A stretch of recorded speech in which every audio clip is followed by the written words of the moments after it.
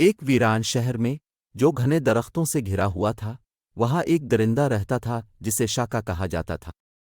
شاکا ڈراؤنے خوابوں کی مخلوق تھی، اس کے ہاتھ کے ناکیون بڑے اور نوکیلے تھے۔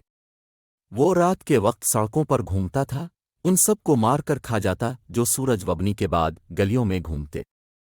قصبے کے لوگ شدید خوف کے عالم میں پریشان رہتے تھے، اپنے آپ کو گھر کے اندر بند کر کے انسانی گوشت کے لیے اس کی لاجواب بھوک کی کہانیاں سناتے تھے۔ مائیں اپنے بچوں کو اس درندے کے بارے میں بتا کر سلا دیتی تھی۔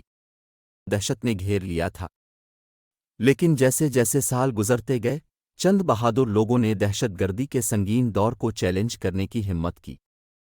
انہوں نے ایک خفیہ اتحاد قائم کیا جس نے اپنے شہر کو اس شیطانی مخلوق سے نجات دلانے کا عزم کیا۔ ایک خوفناک رات، مشولوہے اور عارضی ہتھیاروں سے لیس شہر کے لوگوں نے شاکا کی غار پر حملہ کیا۔ ایک شدید جنگ شروع ہوئی جس میں دھند چھائی ہوئی گلیوں میں چیخیں گونج رہی تھیں۔ آخر میں قصبے کے لوگوں کے عزم کی سراسر طاقت سے شاکا پر قابو پا لیا گیا۔ انحراف کی آخری گرج کے ساتھ وہ مغلوب ہو گیا، اس کی شیطانی شکل ان کی آنکھوں کے سامنے خاک ہو گئی۔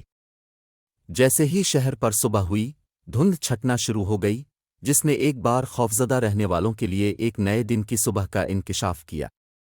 اگرچہ وہ ان مشکلات سے گھبرا گئے جو انہوں نے سہے تھے، لیکن وہ فاتح بن کر ابھرے۔ ان کی روحوں کو اس علم سے تقویت ملی کہ انہوں نے اپنے تاریک ترین خوف پر قابو پا لیا۔